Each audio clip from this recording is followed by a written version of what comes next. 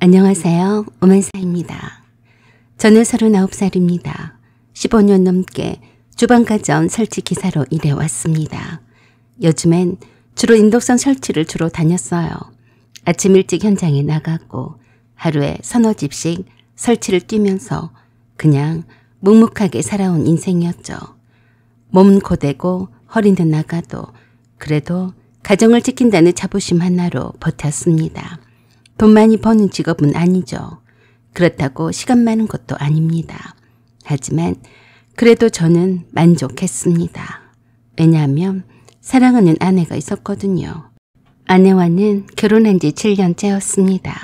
초반에는 남들처럼 알콩달콩 싸우다가 웃고 자그만 작은 온룸에서 함께 라면 끓여 먹고 그렇게 힘들어도 서로 위로해주며 살았어요. 그런데 사람이란 게 참 무섭죠. 점점 익숙해지고 익숙해진 만큼 소홀해집니다. 아내는 야근이 많아졌다고 했고 회사 스트레스가 심하다고 푸념만 늘어놓았습니다. 아내는 점점 저와의 시간을 줄여갔고 전 그래 힘들겠지 하며 말없이 이해해 줬습니다. 그날도 똑같은 하루였습니다. 7시 반쯤 일어나 씻고 작업복 입고 회사에서 내려준 설치 일정 확인하고 나왔어요. 차에 공구 싣고 커피 하나 사서 시동 걸고 라디오도 안 켜고 그냥 멍하니 도로 위를 달렸습니다. 세 번째 일정은 오후 2시 경기도 광교 쪽 아파트였어요. 주소만 보고는 몰랐습니다. 이게 내 인생을 바꿀 장소일 줄은 그 누가 알았겠어요. 그 집은 새 아파트였습니다. 도착해서 인터폰을 누르는데 들리는 목소리가 낯익었습니다. 비슷한 목소리도 있을 거라고 내심 생각을 했습니다. 누구세요? 하지만 심장 이상하게 쿵 내려앉더라고요. 그 목소리 톤이 너무나 낯익었기 때문이죠. 제 아내 목소리와 너무나 닮았거든요. 그럴 리가 없다고 생각했습니다. 그런데 문이 열렸고 그 안에 있던 사람은 바로 제 아내였습니다. 아내는 순간 멍하니 저를 보더니 표정은 딱 얼어붙었고 순간 파르르 떴는 듯 싶더니 손에 들고 있던 머그컵이 바닥에 떨어졌습니다. 여보, 그 한마디가 제 머릿속을 새하얗게 만들었습니다. 당신이 왜 여기 있어? 내가 너무 놀라서 물었습니다. 회사에 있어야 할 아내가 마치 그 집 안주인이나 되는 것처럼 편한 옷차림에 손에는 머그잔까지 들고 있더라고요. 나만큼이나 놀란 것은 아내였어요. 내가 마치 저승사자나 든 것처럼 놀라 자빠지는 모습이었습니다. 얼마나 놀랐으면 손에 든 머그잔까지 떨어뜨려서 바닥에 부딪혀 깨지고 말았겠습니까? 그런 아내의 모습에 더욱더 황당한 것은 저였어요. 이게 무슨 조화냐? 왜 아내가 여기서 이러고 있는 걸까? 너무 놀라서 얼굴이 회색빛이 되어버린 아내에게 내가 재차 또 물었어요. 당신이 왜 여기 있냐니까? 그러자 아내가 나를 문 밖으로 밀치면서 그랬습니다. 당신 잠깐만 나가서 얘기하자 라고 하며 나를 밀쳤습니다. 내가 너무나 황당해서 아내가 밀치는 대로 문 밖으로 나왔습니다. 너무도 수상한 아내의 모습에 의문만 더욱더 커져만 갔어요. 그때 갑자기 그 집안에서 어떤 남자가 아내와 같은 여름 옷 반바지를 입은 채 문을 열고 나왔습니다. 그러면서 아내에게 그랬어요. 김양아, 왜 깨진 컵을 안 치우고 밖에서 뭐 하는 거야? 라고 하자 아내가 소스라치게 놀라면서 그 남자에게 그랬어요. 여기 택배 아저씨가 왔는데 뭐가 잘못됐나 봐요. 들어가 있어요. 라고 하면서 그 남자를 안으로 밀면서 들어가 있으라고 했습니다. 그 모습은 마치 오랜 부부의 연을 맺고 사는 것처럼 자연스러웠어요. 내 아내가 맞나 다시 한번 확인할 정도로 믿을 수 없는 광경이었습니다. 내가 택배 아저씨라고? 그때서야 믿고 싶지 않았지만 둘 사이가 그냥 보통 사이가 아니란 것을 눈치를 챘습니다. 그래서 내가 그 남자에게 큰 소리로 물었습니다. 당신 누구야? 왜 내 마누라랑 함께 있는 거야? 그러자 아내가 그 남자를 집 안으로 밀어내다가 갑자기 돌아서서 내게 그러더군요. 아저씨, 당신 미쳤어요? 내가 왜 당신 아내예요? 빨리 꺼지지 못해요? 라고 되려 큰 소리를 쳤습니다. 참 어이가 없더라고요. 나보다 더 상대쪽 남자에게 신경을 쓰는 모양새였습니다. 제가 아내가 하는 말과 태도에 열이 안 받았겠습니까? 내가 하는 말을 들은 그 남자도 다시 문을 열고 나오려고 하길래 내가 그 틈을 타서 문을 열어 제끼고 그 남자의 멱살을 잡았어요. 저도 모르게 그렇게 되더군요. 당신 누구야? 누구길래 이 시간에 내 마누라랑 함께 있는 거야? 그때서야 그 남자가 내가 아내의 남편이란 사실을 깨달았는지 얼른 모른 척하고 집 안으로 들어갔습니다. 내 의심이 점점 사실화 되어가는 것 같았었죠. 그래도 착하기만 했던 아내였는데 그럴 리가 없다고 신랄 같은 희망을 가졌습니다. 아내는 내가 그 집으로 밀고 들어가자 결사적으로 나를 말렸어요. 내가 그 남자를 따라 거실로 신발을 신은 채로 들어갔습니다. 그러자 따라 들어온 내게 그 남자가 어이없는 말을 했습니다. 당신 뭐야? 누구 맘대로 내 집에 함부로 들어와? 당장에 내 집에서 나가지 못해? 그래서 내가 그 남자에게 물었습니다. 당신이야말로 뭔데 내 마누라랑 이 집에 함께 있는 거지? 바른 대로 말해봐. 그러자 아내가 나를 사정없이 밀치며 그러더군요. 당신 미쳤어? 빨리 나가지 못해? 그래서 아내를 향해서 그랬어요. 당신이야말로 왜 이 집에서 이러고 있어? 저 남자랑 같은 옷을 입고 뭐하는 짓이야? 저 남자랑 어떤 사이야? 어떤 사이라니? 이분 우리 회사의 대표님이셔. 당신은 지금 실수한 거야. 그냥 우리 대표님이 이사를 하셔서 도와주러 온 것뿐이야. 아내는 얼렁뚱땅 이 말도 안 되는 상황을 모면하려고 사력을 다하는 모습이었어요. 아내의 그 말에 그 남자가 탄력을 받고 내게 그랬습니다. 이 인간이 김양의 남편이야? 사람이 왜 이래? 보아하니 하찮은 인덕션 설치기사나 되는 것 같은데 사람을 이상하게 몰고 가네? 이왕 왔으니까 인덕션이나 설치를 해주고 가요. 별 거지 같은 것이 사람을 아주 우습게 만드네. 참 더러워서. 라고 하면서 안방으로 얼른 가버리더라고요.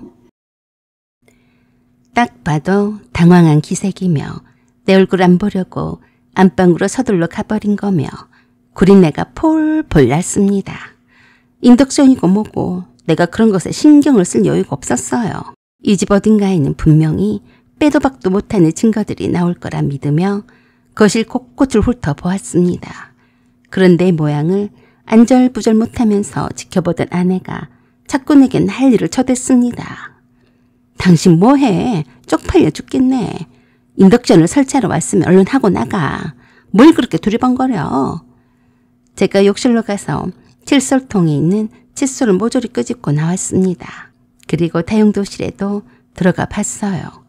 눈에 익은 아내의 속옷이 남자의 속옷과 나란히 걸려있더군요. 기가 막혔습니다. 거기에 걸려있던 아내의 속옷은 내가 작년 가을 아내의 생일 때 아내와 함께 직접 백화점까지 가서 고른 비싼 브랜드 아내의 브라와 팬티였습니다. 저는 그때까지만 해도 여자의 속옷이 그렇게까지 비싼 줄은 몰랐어요. 아내의 생일이 다가오자 그때 제가 물었었죠. 당신 생일 때는 기념으로 뭘 해줄까? 그랬더니 아내가 그랬습니다. 꽃 같은 거는 돈 아까우니까 필요는 없고 백화점에 가서 내 속옷 좀 사줘. 그래? 그럼 당신이 직접 골라. 그런 다음에 맛집에 가서 밥 한 끼 하자. 그때도 아내가 백화점에 가서 속옷을 사달라고 하는 것에 조금 놀라긴 했습니다. 아내는 원래 백화점 근처도 안 가는 사람이었거든요. 내가 아는 한 속옷이든 뭐든 인터넷 쇼핑으로 저렴한 가격에 가성비가 있는 옷들을 주로 사는 편이었어요. 어떻게 하든지 돈을 빨리 모아서 장사든 뭐든 자기 사업을 해보고 싶다며 노래를 부르던 여자였습니다. 그러던 그녀가 백화점에서 고급 속옷을 사는 것이 뜻밖이었죠. 아내가 고르고 골랐던 그 속옷이 내 생각보다 가격이 훨씬 상위를 하길래 솔직히 내심 불만이기도 했습니다. 꼭 이렇게까지 비싼 속옷을 샀어야 했나 싶었죠. 하지만 아내의 생일 선물이기에 군말 없이 결제를 해주었습니다. 그래서 그 속옷을 브랜드까지 기억을 하고 있었어요. 그녀는 그 뒤로 그냥 옷장 속에 그 속옷을 고이 모셔둔 것처럼 한 번도 입지를 않았습니다. 그래서 그때도 제가 그랬어요. 당신 그 브라워 팬티는 왜 안 입어? 나를 위해서 사놓은 거 아니었어? 한번 입어봐. 그러자 아내가 웃으면서 그러더군요. 그냥 갖고 있는 것만 해도 기분이 좋아. 입긴 뭘 입으라고 그래. 내가 기분이 내킬 때 입을 거야. 그래서 여자들은 원래 그런가 보다 했습니다. 그런데 엉뚱한 남자 집에서 내 아내와 또 내가 사준 아내의 고급 속옷이 걸려 있다니 기가 막혔습니다. 아내의 그 속옷을 걷어서 아내에게 따져 물었습니다. 이게 뭐냐? 내가 사준 네 속옷이 왜 여기에 걸려 있어? 그러자 엄청 당황해하며 내게 되려 화를 내곤 난리였습니다. 도둑이 제 발이 저린다는 말이 딱 그 짝이었습니다. 당신 미쳤어? 우리 대표님이 화를 더 내기 전에 빨리 여기서 나가. 당신 내가 잘리는 거 보고 싶어? 그래도 내가 다그쳐 물었어요. 이 브라와 팬티가 왜 여기 있냐니까? 그러자 아내가 미친 여자처럼 내게 욕짓거리를 퍼부으면서 빨리 나가지 못하냐고 난리 부르스를 쳤습니다. 마치 이 집의 안주인이나 되는 것처럼 나를 완전히 불량배 취급을 했습니다. 참 놀라웠어요. 내가 왜 아내의 이런 모습을 한 번도 보지 못했던 걸까? 착하디 착한 줄로만 알았던 아내가 맞는지 상당히 충격을 받았습니다.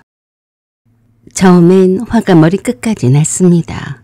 그때 제 심정은 이루 말할 수가 없었죠. 아내의 모습을 보면서 정남이가 뚝 떨어져서 5만 가지 정이 다 떨어져 나가더니 급기야 멘붕이 오길래 스스로 진정하자고 다독거렸습니다. 아내가 이런 이중적인 모습을 가지고 있을 줄은 상상도 못했어요. 어디서부터 잘못되었는지는 모르겠으나 확실한 건 내가 알고 있는 아내의 모습이 아닌 것만은 확실했습니다. 그렇게 시끄럽게 소동이 났는데도 불구하고 안방에 숨어버린 그 남자는 나올 생각을 하지 않더군요. 그때 제 머릿속에 퍼뜩 뭔가가 생각이 잡혔습니다. 어느 TV 프로그램에서 상대 배우자가 바람을 피울 때에는 화를 내봤자 소용이 없다고 하던 말이 그 상황에서 생각이 났어요. 화낼 시간에 침착하게 증거를 잡으라고 했던 말이 생각이 났습니다. 그래서 손에 든 휴대폰을 꺼내서 아내가 그 남자의 집 다용도실에 널어두었던 아내의 속옷을 촬영을 했고 그 남자 집에 있는 리얼 그대로의 아내 모습도 찍어두었고 안방에 문 열고 들어가서 그 남자의 모습도 찍었습니다. 그 누가 봐도 그 둘 사이는 보통 사이가 아닌 것처럼 보였어요. 그 남자가 내가 휴대폰을 꺼내들고 찍고 있자 내 휴대폰을 뺏으려고 달려들었습니다. 그래서 얼른 112에 신고를 했어요. 그랬더니 내게 더 이상 덤비지를 못하더군요. 내가 카메라를 들고 촬영하는 것이 무섭긴 한 모양이었습니다. 나를 피해서 안방으로 도망가던 그 인간이 내가 휴대폰 카메라를 켜자 저지하려고 달려든 것을 보니 말입니다. 112에 스피커폰으로 켜두고 제가 그랬어요. 여기에 빨리 와주세요. 저는 인덕션 설치 기사인데요. 이 집 주인이 저를 치려고 합니다. 위험하니까 빨리 와주세요. 그 사이에 아내는 자기 짐을 싸들고 밖으로 도망을 쳤습니다. 그 남자만이 저랑 대치 중이었어요. 야, 너 내 마누라랑 어떤 사이냐? 그러자 그 남자가 저한테 그러더군요. 아까 그 여자가 네 마누라가 맞냐? 그래 이 자식아. 넌 오늘 뒤졌어. 그래? 그렇지 않아도 질렸던 참인데 잘 됐네. 네 마누라 같은 여자는 트럭으로 갖다 줘도 싫으니까 데리고 가라. 그리고 너는 쪽팔리지도 않냐? 네 마누라가 내가 돈이 많으니까 좋아서 나를 꼬신 거야. 나 좋다고 달려드는데 싫다는 남자가 있겠냐? 네 마누라나 단속이나 잘해. 얼마나 남편이 모질이 같았으면 남의 남자한테 돈 보고 달려드냐? 나는 저런 아줌씨 취향은 전혀 아니여. 내가 돈 몇 푼 쥐어주니까 나한테 홀딱 빠진 거야. 저런 걸레 같은 여자는 내 비위에도 안 맞아. 그러니까 다시는 여기에 못 오게 데리고 나가. 알았어? 그 남자는 나를 아주 모욕적인 언사로 비난을 해댔습니다. 정말 어이가 없었어요. 그런데 갑자기 도망을 쳤다고 생각을 했던 아내가 내 뒤에서 나타나더니 그 남자에게 악을 쓰고 달려들었습니다. 멋이 어째? 이 새끼가 내가 없다고 말을 막 하네. 내가 언제 니를 꼬셨어?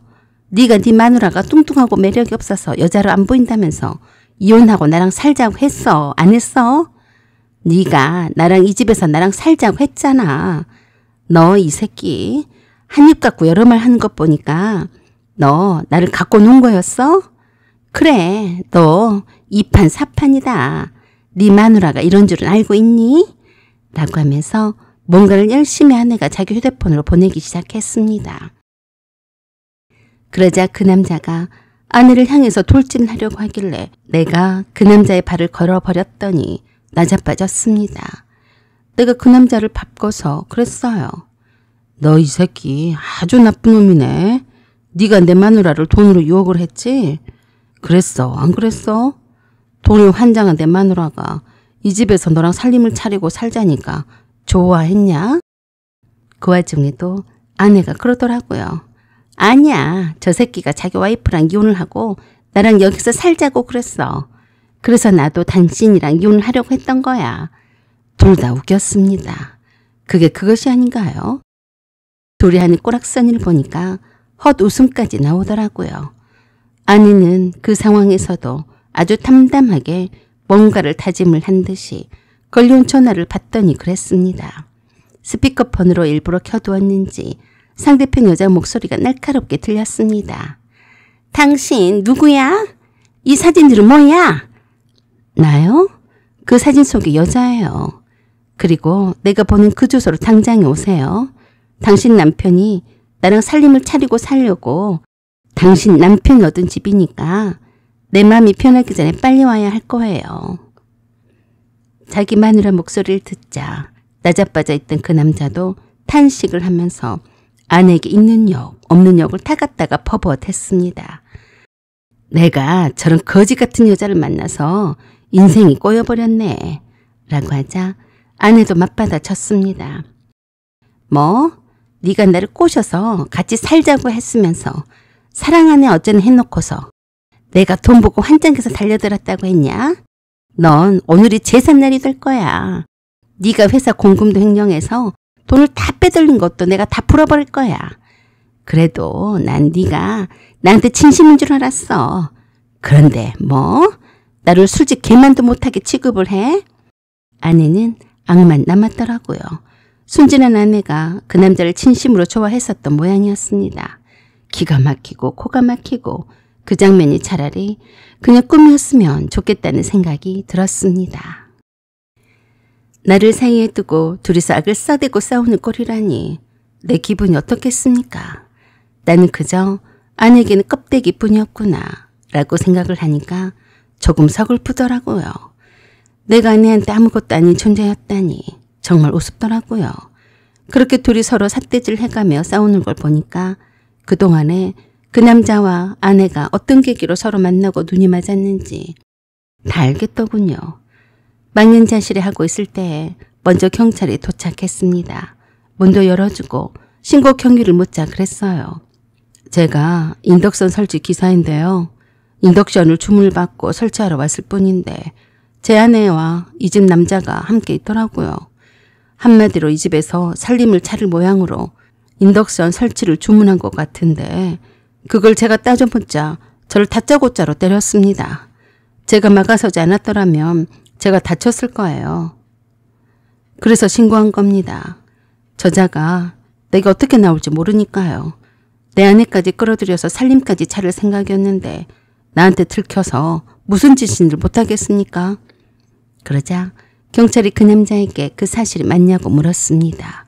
그러자 그 남자가 그런 적 없다고 하자 갑자기 아내가 끼어들어서 그랬어요. 아니에요. 저 사람 말은 거짓말이에요. 제가 옆에서 지켜봤어요. 저 남자가 나랑 바람 피운 현장을 들통이 나자 여기 있는 내 남편을 데려 가만두지 않으려고 했어요. 그래서 위협을 느낀 나머지 경찰에 신고한 거고요.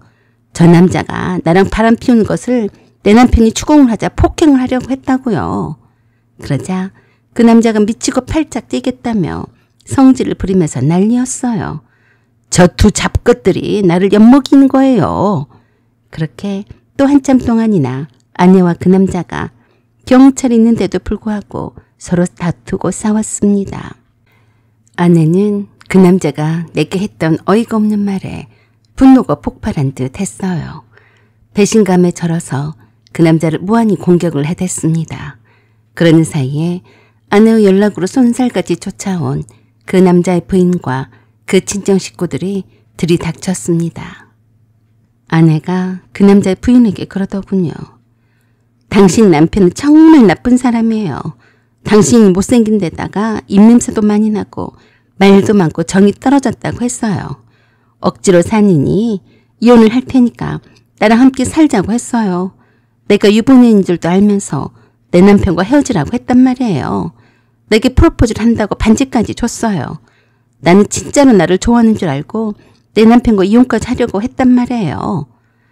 아내의 잦은 폭탄 발언에 그 남자는 자기 부인과 친정 식구들한테 뒤지게 혼이 났습니다. 경찰은 그 시끌사끌한 광경에 신고한 내게 그러더군요. 일단 신고자가 다치지 않았고 별 사고가 안 났으니 그냥 가겠습니다. 집안일을 잘 처리하시길 바라겠습니다. 라고 떠났어요. 경찰이 가자마자 그 남자의 아내가 그 남자를 세차게 뺨을 때리더군요. 속이 다 시원했습니다. 그동안에 저는 그래도 여기 인덕션을 설치하러 온 이상 할 일을 끝마치려고 인덕션 설치를 마저 다 했어요. 그리고 그 남자에게 설치비 25만 원을 내라고 했더니 안 주고 버티더라고요. 야, 이 새끼야. 너 때문에 내 꼴이 안 보이냐? 네가 나를 이렇게 만들어 놓고 돈을 내놓으란 말이 나와? 그래서 제가 그랬습니다. 고객님, 그건 고객님의 잘못이지요. 당신이 내 마누라랑 여기서 살림을 차리고 살려고 인덕션을 주문을 해서 설치를 해줬으면 돈을 내야지.